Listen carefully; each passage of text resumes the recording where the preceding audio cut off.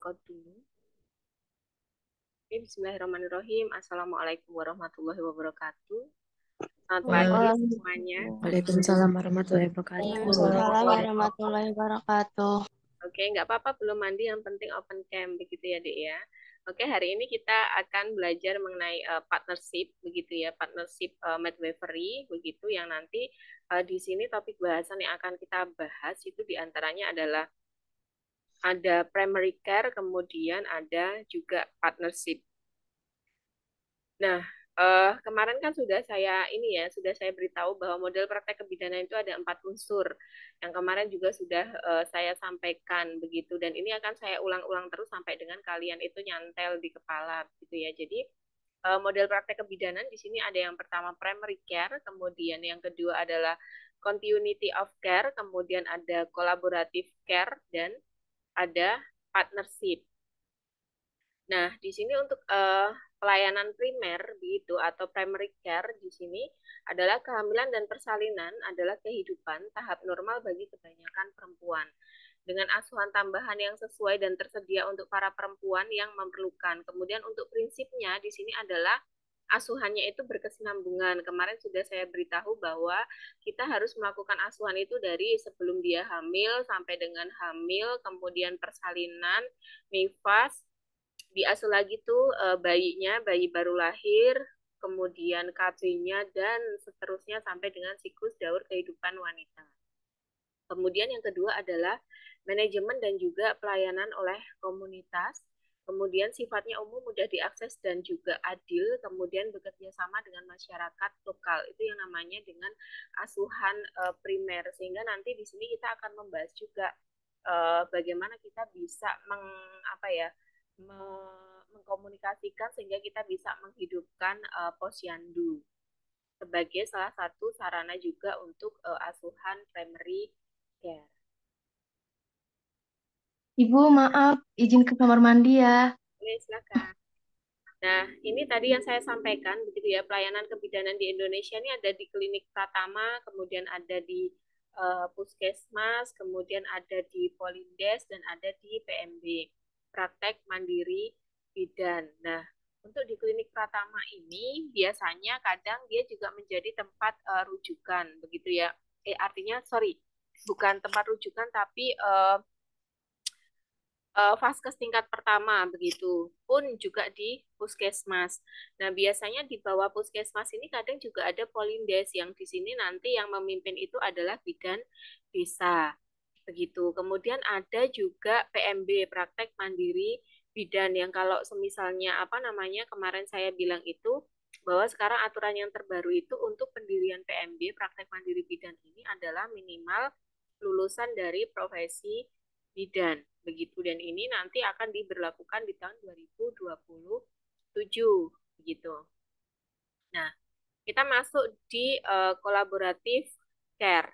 Jadi collaborative care itu artinya adalah yang kemarin sudah pernah saya sampaikan begitu bahwa dalam melakukan asuhan kita juga butuh yang namanya collaborative care. Kita juga butuh bantuan dari tenaga medis yang lainnya mungkin, kemudian butuh keluarga yang mendampingi mungkin, kemudian butuh masyarakat juga mungkin begitu. Nah, ini yang dinamakan dengan collaborative care. Bagaimana kita bisa mampu memberdayakan eh, masyarakat itu ya, kalau misalnya itu di tingkat Polindes, kemudian nanti dari untuk penata laksanaan proses kegawat daruratan, semisal penyedia untuk donor darahnya siapa, kemudian untuk eh, transportasinya siapa begitu. Kadang-kadang pun kita kalau semisalnya ini bisa kita mappingkan siapa saja nih golongan darah A, kita mappingkan di peta golongan darah. Kemudian siapa saja nih yang golongan darahnya B, itu dipetakan juga di golongan darah B. Kemudian siapa yang golongan darahnya AB, kemudian siapa yang golongan darahnya O. Nah, itu adalah proses kolaboratif care bersama dengan masyarakat untuk mengatasi kegawat daruratan, begitu baik kegawat daruratan maternal atau mungkin kegawat daruratan yang lainnya. Kalau misalnya sewaktu-waktu ada yang operasi dan butuh untuk pendonor darah, maka kita sudah ada nih mapping golongan darah di situ, begitu. Terus kemudian ini yang di tingkat Polindes itu tadi ya, pemberdayaan, bagaimana kita bisa memberdayakan masyarakat sehingga bisa sistematis begitu. Nah, kalau di rumah ini jelas begitu. Dia adalah sarana prasarana yang baik begitu untuk mensupport, apalagi dengan ibunya itu dalam kondisi mungkin hamil, kemudian persalinan, atau pada saat setelah nifas. Support dari kolaboratif keluarga yang ada di rumah ini sangat penting sekali. Kemudian pelayanan di puskesmas ini bentuk kolaboratifnya itu adalah kemarin yang sudah saya sampaikan, kan ada nanti rujukan secara vertikal dan juga ada rujukan secara horizontal. Nah, kalau di puskesmas ini nanti untuk kolaboratif care-nya ini dia sama rujukan horizontal begitu, karena kita merujuk nanti ke dokter umum, kemudian ke ahli gizi, kemudian ke dokter gigi yang masih dalam satu lingkup puskesmas. Nah, kemudian kalau untuk pelayanan yang di rumah sakit, kalau misalnya kita kolaboratif care-nya itu di puskesmas sudah tidak bisa ditangani, maka biasanya kita rujuk di rumah sakit. Nah, di rumah sakit ini nanti yang kita namakan sebagai rujukan tingkat vertikal begitu. Nah, kemudian kita masuk ke interprofesional. Interprofesional ini adalah bagaimana kita bisa bersikap profesional dengan sesama tenaga kesehatan yang lain begitu. Itu adalah sikap interprofesional. Nah, selanjutnya partnership dalam praktek kebidanan di sini yang pertama adalah bidan itu memberikan dukungan kepada perempuan untuk membuat keputusan tentang asuhan dirinya. Kemudian semua hal yang berkaitan dengan asuhan harus dengan persetujuan dari perempuan. Makanya kan kemarin Women Center Care. Kemudian partnership di sini menunjukkan profesional status dan juga bidannya begitu. Partnership berarti adalah kita berteman atau kita mengajak, kita memberdayakan dari partner kita ataupun dari pasien yang kita lakukan asuhan begitu deh. Itu yang namanya partnership dalam praktek kebidanan. Selain itu partnership dalam praktek kebidanan selain dengan pasien tadi interprofesional. Berarti kita berpartnership dengan tenaga-tenaga kesehatan yang lain. Kemudian partnership juga kepada siapa? Tadi ke Polindes. Oh, berarti kita galakkan, kita berdayakan masyarakat. Salah satu contohnya tadi membuat peta golongan darah. Kalau misalnya nanti pada akhirnya terjadi kegawat daruratan, bisa dengan mudah kita mencari pendonor darah. Nah, ini bidan dan juga perempuan gini ya berbelas kasih atau yang namanya partnership ini kemudian nanti pada akhirnya untuk merasa berbelas kasih atau compassion ini kemudian untuk merasa bersama perempuan atau partnership. Jadi di sini yang dimaksud bidan dan juga perempuan itu kita bisa memberlakukan pasien kita atau perempuan itu selayaknya perempuan begitu. Makanya tadi di dalam asuhan itu banyak sekali ada continuity of care, kemudian ada midwifery led care, kemudian ada continuity of care, kemudian ada tadi apa namanya women center care begitu. Nah, itu adalah bentuk bagaimana kita benar-benar menjadikan si pasien itu sebagai pusat, si wanita itu sebagai pusat asuhan. Nah, Anda harus melihatnya sama seperti Anda sendiri sebagai manusia yang berharga. Begitu. Jadi kadang kalau kita memberikan asuhan kan kita bisa tadi tuh, kita bisa refleksi diri. Oh, kalau misalnya pasien saya berlakukan seperti ini itu bagaimana ya? Kalau misalnya diri saya sendiri saja diberlakukan seperti itu, saya tidak mau begitu. Nah, pun sama dengan pasien begitu. Bagaimana dalam memberikan asuhan. Nah, kemudian di sini kita masuk ke mengapa harus partnership gitu ya. Karena partnership ini adalah model yang mengimplementasikan filosofi kebidanan terhadap apa yang dikerjakan oleh bidan. Begitu. Partnership ini dia merupakan asuhan yang sifatnya saling berbagi antara bidan dengan perempuan. Jadi kita berteman atau kita partnership begitu. Dalam kepartnership ini sehingga nanti pada akhirnya itu tercipta kepercayaan, trust, kemudian kebersamaan dalam pengambilan keputusan, kemudian berbagi tanggung jawab, kemudian ada negosiasi dan juga saling mengerti satu sama lain. Yang pada akhirnya contoh nanti ini yang paling berasa itu adalah pada saat mungkin pengambilan keputusan dalam ber-KB. Itu juga, Bu, kalau semisalnya saya ingin KB, nanti bentuk badan saya, kalau dia hormonal dan sebagainya, nanti bentuk badan saya adalah seperti ini, seperti ini, seperti ini. Oh, kita mendengarkan, oh bahwa berarti dia ini ingin menjaga kestabilan dari bentuk badannya. Nah, kita bisa nih merekomendasikan mungkin apa namanya KB atau alat kontrasepsi yang dia itu sedikit untuk menambah berat badan. Contohnya adalah IUD. Nah, itu dia tidak memiliki efek hormonal begitu sehingga dia biasanya tidak banyak hormon estrogen yang pada akhirnya nanti si berat badan si pasien itu pada saat dia menggunakan IUD itu dia tidak ada yang tidak ada penambahan berat badan. Berbeda kalau misalnya menggunakan KB suntik yang 3 bulan karena kan di situ ada hormon estrogennya yang seperti kita ketahui bahwa hormon estrogen itu adalah salah satu dibentuknya dari lemak. Kemudian dia juga bisa apa namanya menghimpun begitu ya cairan lebih banyak sehingga badan itu menjadi lebih besar begitu. Itu adalah efek samping dari pemakaian KB suntik 3 bulan. Nah, menjadi bidan ini adalah pengalaman yang paling berharga karena kita adalah melayani perempuan sesuai dengan kebutuhannya sehingga bidan itu harus selalu mendengarkan perempuan. Begitu. Nah, untuk praktek mandiri bidan di sini bertanggung jawab dan mampu mengorganisir semua aspek dalam pelayanan kebidanan terhadap perempuan dan juga bayinya. Ada ANC, kemudian ada INC, ini adalah intranatal care, kemudian INC ini adalah persalinan deh. ANC ini pada saat kehamilan, antenatal, intranatal ini adalah pada saat persalinan, kemudian NIFAS ini adalah pasca dari persalinan, kemudian ada asuhan neonatus, kemudian ada pemeriksaan fisik, tes laboratorium, kemudian menentukan diagnosa dan menyusun rencana asuhan, rujukan, konseling, dan juga breastfeeding. Nah, kita masuk ke Continuity of Care atau COC. Jadi, model pelayanan COC ini berkaitan erat dengan filosofi bidan.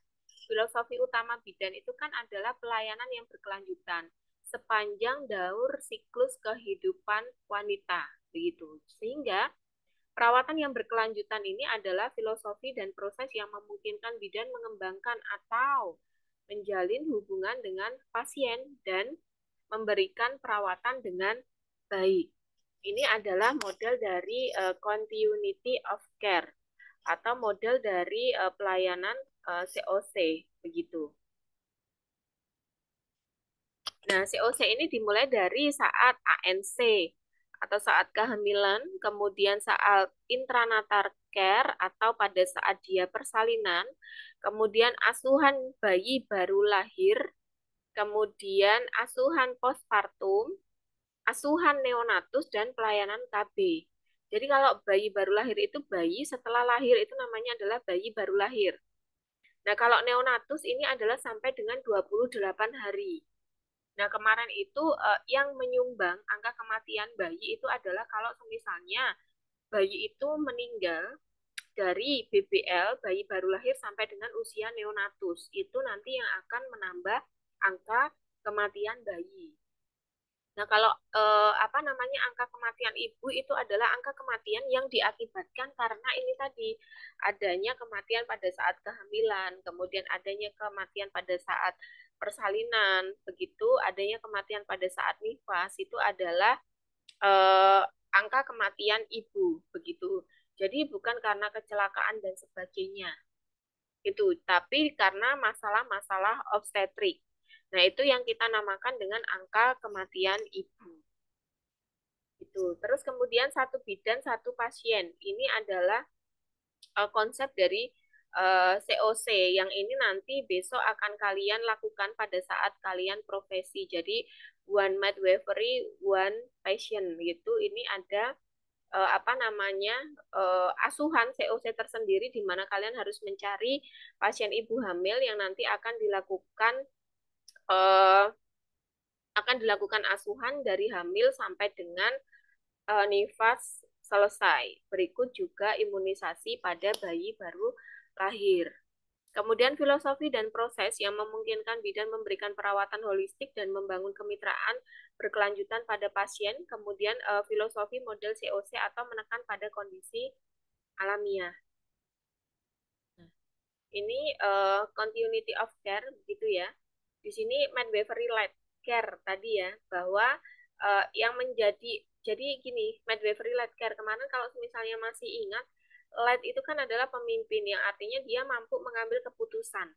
Begitu, di mana pengambilan keputusan itu juga atas persetujuan dari klien, atau kalau misalnya terjadi kondisi kegawat daruratan, dia harus apa? Begitu itu bagaimana seorang bidan bisa mengorganisir atau bisa mensistematikakan otak begitu untuk dia bisa mampu mengambil keputusan. Kemudian continuity of care ini tadi dari kehamilan, kelahiran, nifas, satu bidan atau sekelompok kecil bidan harus merawat setiap wanita. Nah, di sini untuk evidence-nya bahwa wanita menghargai perawatan berkelanjutan dan menginginkan one-to-one care in labor. Artinya, sebenarnya kalau misalnya perempuan itu dia sudah mantap dengan bidan tersebut, pasti dia akan ingin yang melahirkan itu adalah bidan tersebut. Makanya besok kalau kita punya PMP, kita tanya, Bu, nanti pada saat lahiran mau ditolong sama siapa? Siapa yang akan mendampingi? Nah, itu adalah salah satu kita dari apa namanya ini, menghargai dari perawatan ini, one-to-one care in labor. Kemudian, hasil lebih baik ketika menerima perawatan dari bidan yang sama atau sekelompok kecil bidan termasuk wanita dengan kebutuhan kompleks. Nah, ini evidence-nya, ini artinya bukti dari penelitian bahwa seseorang itu dia akan lebih baik itu kalau misalnya, yaitu tadi, kita kan kadang ada keyakinan ya, kalau kita sudah periksa di salah satu rumah sakit, kadang kita akan baliknya ke rumah sakit itu kalau kita sudah merasa nyaman dan kita sudah merasa percaya. Sehingga status dari kesehatan kita itu akan terekam dari awal sampai akhir. Begitu juga untuk ini apa namanya one to one care in labor ini juga sama. Kalau misalnya si pasien itu dia sudah percaya dengan satu bidan tersebut yang dia akan menangani continuity of care-nya pada saat dari kehamilan sampai dengan nantinya nifas, maka dia kadang akan lebih terbuka. Sehingga pada saat dia lebih terbuka, pasien tersebut itu bidan bisa menetapkan masalah yang ada di pasien dengan benar. Begitu, Dek. Sehingga tidak ada yang ditutupi. Begitu. Kemudian COC ini dapat dicapai oleh bidan yang memegang kasus dan bekerja dengan mitra bidan atau tim kebidanan. Kemudian aspek asuhan kebidanan COC ini aman dan hemat juga, dan hemat biaya juga. Kemudian bidan yang menggunakan metode COC ini merasa sangat puas dan dapat meningkatkan agensi perempuan dan juga bidan. Begitu. Jadi kadang itu apa namanya pasien begitu yang dia itu sudah percaya dengan bidan tersebut itu kadang ya imunisasi nanti apa namanya di bidan, kemudian ya nanti untuk KB-nya itu di bidan, ya nanti kalau semisalnya mungkin tindik dan sebagainya itu di bidan. Nah, bagaimana kita bisa led itu tadi ya, midwifery led care sampai dengan kita bisa apa namanya memperhatikan atau menjadikan si wanita itu menjadi pusat asuhan kita dengan cara menghargai itu tadi yang partnership itu sehingga pada akhirnya pasien tersebut itu percaya dengan kita begitu deh. Nah, challenges-nya di sini yang kita akan laksanakan ini sebenarnya itu banyak kendala dari sumber daya, kemudian konfigurasi layanan yang kadang antara layanan yang mungkin ada di Jawa mungkin nanti berbeda yang ada di Sumatera itu kadang-kadang ada perbedaan konfigurasi dari layanan begitu. Karena memang kondisi geografis juga yang berbeda. Dan kebutuhan tenaga kerja merupakan hambatan bagi COC. Kemudian tenaga kerja kebidanan ini hampir seluruhnya perempuan dan memiliki proporsi staf pada waktu yang terus bertambah. Kemudian layanan tradisional menggunakan pola shift yang memecah perhatian. Nah, ini sebenarnya ada sedikit apa namanya kendala-kendala begitu ya. Kadang-kadang memang kalau misalnya layanan tradisional itu maksudnya pola shift itu deh, yang mungkin nanti bisa memecah perhatian yang kadang kita tersif itu loh. Kalau misalnya ANC itu dia di hari Selasa atau di hari Kamis atau hari Selasa sama hari Jumat. Nah, kadang pada saat shiftnya itu bidannya sudah berbeda. Nah, itu yang kadang menyebabkan di sini jadi kacau continuity of care-nya begitu. Nah, kecuali mungkin kita bisa membuat suatu sistem bahwa hari Senin yang jaga adalah bidan A, hari Selasa yang jaga adalah bidan B, mungkin hari Rabu yang jaga adalah bidan C. Nah, nanti pasien-pasien yang dia sudah trust terhadap bidannya itu dia bisa memilih sendiri harinya dia mau di hari apa begitu. Itu juga bisa kita melakukan challenges di sini untuk apa namanya sedikit memecahkan soal tentang shifting ini yang nantinya bisa berakibat tidak terjadi continuity of care pada pasien. Nah, actionnya dalam continuity of care di sini adalah bidan harus mengambil tindakan untuk memastikan bahwa setiap peluang itu diambil untuk mencapai perawatan berkelanjutan di sepanjang jalur persalinan. Kemudian pekerjaan itu bersifat fleksibel, memungkinkan sistem shift yang ramah keluarga, kemudian sistem on-call, kemudian praktik kerja, kemudian syarat dan juga kondisi, serta memungkinkan bidan untuk mengadopsi pola kerja yang berbeda-beda berbagai tahap karir mereka. Kemudian diprioritaskan perawatan bangsal persalinan. Ini kalau misalnya untuk bidan, cuman ya tidak menutup kemungkinan dia juga bisa di bangsal nifas begitu. Nah, ini tujuannya diantaranya yang pertama, mahasiswa belajar memberi askep sejalan dengan filosofi bidan atau woman center care. Kemudian adanya pemahaman askep secara holistik atau holistic care. Kemudian adanya pemahaman askep secara individual atau personalis care. Kemudian adanya pemahaman askep secara kemitraan atau partnership care. Kemudian adanya pemahaman askep secara kolaboratif atau kolaboratif care, dan sampai dengan adanya pemahaman askep yang dia berbasis dan berbukti ilmiah atau evidence care. Nah, ini besok yang akan kalian lakukan pada saat kalian praktek di lahan. One patient, one midwifery atau one to one for labor itu tadi. Nah, prinsip pembelajaran klinis COC ini one to one care, kemudian periode praktik ini dari hamil bersalin nifas, kemudian adanya mentorship dan internship, dan time komitmennya ini adalah 24 jam. Di sini jadi kadang makanya ada apa namanya ada kontak yang kita berikan ke pasien itu salah satunya agar pasien itu bisa dengan mudah dan pasien itu bisa dengan gampang begitu melakukan konsultasi ke kita kalau semisalnya ada masalah begitu. Sehingga pada akhirnya kita akan tahu begitu masalahnya dari pasien. Contohnya kemarin pada saat di puskesmas itu ada bidan yang dia langsung melakukan home care karena bidan tersebut itu di WA, di wilayah kerjanya itu di WA pasien itu bahwa pasien mengalami pusing, kemudian matanya berkunang-kunang.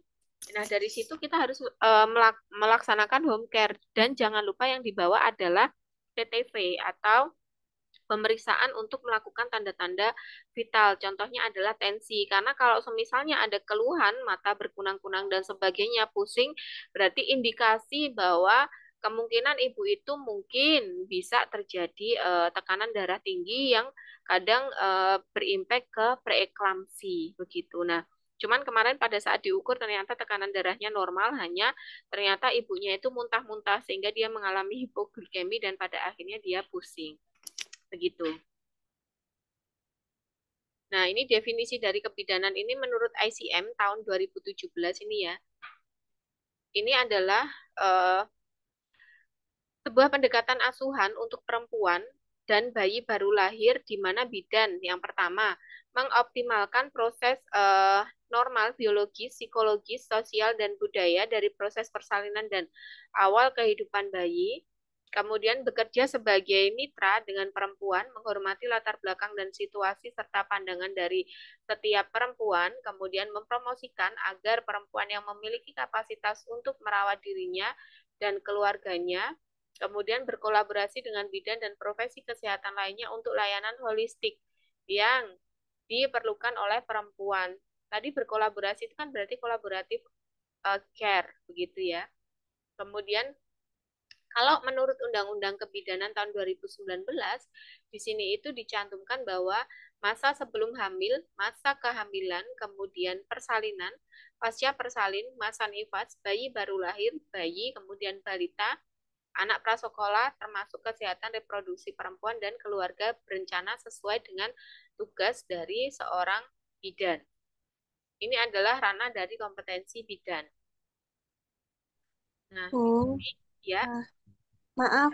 Selin sambil mau berangkat kerja, Selin izin matiin kamera dulu ya. Oke, kerja di mana, Dek? Di apotek deket rumah. Oke, ya, silakan. Ya, masih Bu. Oke. Kemudian di sini ada Matt Wave, Defender of Women Right, bidan pembela hak dari perempuan di sini. Bidan menghormati dan melindungi hak perempuan setiap hari. Kemudian bidan perlu lingkungan kerja yang aman dan juga mendukung. Kemudian perempuan dan remaja perempuan di sini mempunyai hak untuk bebas dari bahaya. Jadi sexual harassment begitu, kemudian kekerasan dan abuse, diskriminasi. Nah, perempuan dan remaja perempuan ini memiliki hak untuk mengakses layanan kesehatan seksual dan juga reproduksinya. Ini salah satu yang diambil dari International Day of Midwifery tahun 2019 begitu. Jadi tema atau isu yang diangkat itu di sini adalah salah satunya bidan itu sebagai pembela hak perempuan begitu, atau dia sebagai defender of women right dari perempuan, karena kan sekarang kan banyak sekali ya kasus dari sexual harassment begitu, yang itu juga salah satu dari ranah kompetensi atau asuhan yang diberikan oleh bidan. Nah, ini hak-hak perempuan begitu ya, sesuai dengan ICM tahun 2017. Di sini bayi untuk hak untuk dapatkan layanan persalinan dari bidan yang terampil dan kompeten. Kemudian hak bayi untuk memiliki ibu yang sehat dan teredukasi baik. Hak untuk dihormati sebagai manusia. Kemudian hak atas keselamatan tubuhnya. Hak untuk bebas dari segala bentuk diskriminasi. Hak untuk mendapatkan informasi kesehatan terkini. Kemudian hak untuk berpartisipasi aktif dalam pembuatan keputusan. Tadi ya, women centered care. Kemudian atas layanan kesehatan yang diterima dan menawarkan informed consent. Hak untuk kerahasiaan, kemudian hak untuk memilih tempat di mana dia akan bersalin. Nah, ini hak bidan. Di sini bidan pun juga mempunyai hak berdasarkan ICM tahun 2017, di mana hak untuk mendapatkan pendidikan kebidanan yang dapat memampukan dirinya untuk membangun dan mempertahankan kompetensi sebagai bidan. Tadi yang artinya kalau misalnya besok kalian sudah bekerja begitu ya di suatu instansi, kalian masih mempunyai hak ini untuk menuntut ilmu, yang artinya kalian mungkin bisa mendapatkan izin belajar ataupun tugas belajar untuk tadi apa namanya, kan kita melihat dari hak pasien tadi ya, hak mendapatkan pelayanan bidan yang kompeten. Nah, itu adalah salah satu kita mempertahankan kompetensi kita sebagai seorang bidan. Nah, makanya kemarin sudah saya ceritakan bahwa bidan menolak undang-undang kesehatan karena di situ STR-nya itu bertahan seumur hidup, berlaku seumur hidup begitu, di mana kalau kalau dulu itu biasanya untuk memperpanjang STR itu seorang bidan itu dia harus memenuhi beberapa SKP, update-update ilmu yang dihitungkan di dalam SKP begitu. Nah, sekarang kan sudah berlaku seumur hidup begitu ya. Mungkin nanti kalau sudah muncul turunannya dari undang-undang kesehatan tersebut, mungkin nanti semoga bisa mendukung dari salah satu hak bidan dan juga hak pasien ini di dalam ICM tahun 2017, di mana mempertahankan kompetensi sebagai seorang bidan dan juga hak dari pasien untuk mendapatkan pelayanan dari bidan yang berkompeten begitu. Kemudian hak untuk praktek sesuai dengan tanggung jawab yang sudah disepakati oleh ICM atau organisasi profesi bidan. Kemudian hak untuk diakui, dihargai, dan didukung sebagai profesional kesehatan. Kemudian hak untuk akses organisasi profesi bidan yang kuat yang dapat berkontribusi pada kebijakan dan juga asuhan kebidanan maternitas di tingkat nasional. Ini definisi asuhan yang berpusat pada perempuan atau tadi woman centered care, suatu filosofi dasar dan pendekatan praktis yang secara sadar dipilih dan dalam pengelolaan asuhan pada perempuan usia reproduksi, kemudian hubungan yang kolaboratif antara perempuan dan juga bidan, dibangun melalui interaksi yang baik dan saling terbuka, kemudian mengakui keahlian dan saling menghormati kekuatan atau kelebihan masing-masing, kemudian memiliki fokus yang seimbang antara pengalaman perempuan dan juga kesehatan atau kesejahteraan dari ibu dan juga bayinya. Ini saya ambil dari Women Centered Care. Di sini yang ditulis oleh Fontaine Kuipers, begitu ya, tahun 2018. Ini prinsip asuhannya tadi mementingkan pilihan, kemudian akses yang mudah, kualitas yang bagus, begitu. Pilihannya jika dan kapan akan hamil, prosedur yang akan dilakukan, kontrasepsi apa yang akan digunakan, pemberi layanan dan fasilitas kesehatan yang ingin digunakan, aksesnya, layanan yang mudah diakses, kemudian maksudnya adalah dapat terjangkau dari harga pembiayaan, kemudian dilakukan dalam jangka waktu yang sesuai, bisa diakses dengan mudah oleh masyarakat dan menghargai dan dijamin kerahasiaannya. Kualitasnya adalah berikan informasi dan konseling untuk mendukung pilihan berdasarkan kesadaran penuh, kemudian memberikan layanan yang sesuai dengan kebutuhan individu dan situasi sosialnya, termasuk untuk perempuan muda yang belum menikah, kemudian gunakan metode dan protokol asuhan kebidanan yang direkomendasikan atau yang sudah terstandar, kemudian berikan metode layanan kontrasepsi yang diinginkan. Kualitas lanjutan di sini salah satunya adalah tawarkan pelayanan kesehatan reproduksi lain yang terkait, kemudian pastikan juga tadi konfidensialitasnya atau privasinya, kita harus menghargai kerahasiaan dari pasien, kemudian menjamin layanan yang bebas stigma, bebas diskriminatif, dan non-judgmental, begitu yang artinya kita kalau di dalam lagunya begitu ya, himne bidan ataupun Mars bidan itu semua hanya ikhlas adanya begitu. Artinya memang kita harus bebas diskriminasi dan non judgmental begitu. Kemudian menjamin rasa aman, nyaman dan juga respectful. Kemudian layanan diberikan secara komprehensif dan menggunakan teknologi yang dia itu tepat guna. Apa yang bisa kita lakukan? Dukungan untuk perempuan dalam membuat pilihan tadi woman center care begitu, karena kan kita sebagai lead ya, kita sebagai pemimpin dalam pengambilan keputusan, di mana kita juga harus woman center care, kita harus menghargai hak konfidensialnya dari perempuan itu tadi, kerahasiaannya dan juga woman center care-nya, sehingga bidan mendukung perempuan untuk membuat pilihan-pilihan untuk dirinya dengan cara memberikan informasi yang lengkap dan akurat, kemudian tawarkan pasien untuk ajukan pertanyaan dan menyampaikan kekhawatirannya, kemudian akui hak pasien perempuan untuk membuat pilihan tanpa melihat umur, status pernikahan, ataupun karakteristik lainnya. Kan kadang, kamu nggak usah, udah saya aja mengambil keputusan, kamu kan masih muda, tidak banyak pengalaman. Nah, itu salah satu dari judgmental begitu ya. Judgment. Kemudian, dukungan pemenuhan hak pasien atau perempuan di sini memiliki rasa empati dan hormat untuk semua perempuan tanpa melihat umur ataupun status pernikahan. Kemudian, pertahankan interaksi dan komunikasi yang positif, hormati privasi dan kerahasiaan. Kemudian, patuh pada proses yang sukarela dan berbasis consent atau izin. Kemudian, memberikan asuhan sesuai dengan kompetensi, kode etik, standar profesi, standar pelayanan, dan juga SOP yang ada. Kemudian sikap dan kepercayaan pemberi layanan kesehatan diantaranya di sini, sikap dan kepercayaan pemberi layanan kesehatan akan mempengaruhi kualitas layanan yang diberikan. Kemudian klarifikasi nilai direkomendasikan untuk membantu memberi layanan, memisahkan bias personal dan juga sikap perilaku profesional mereka. Ini referensi yang saya ambil di antaranya dan demikian yang bisa saya sampaikan. Dari sini ada yang ingin didiskusikan?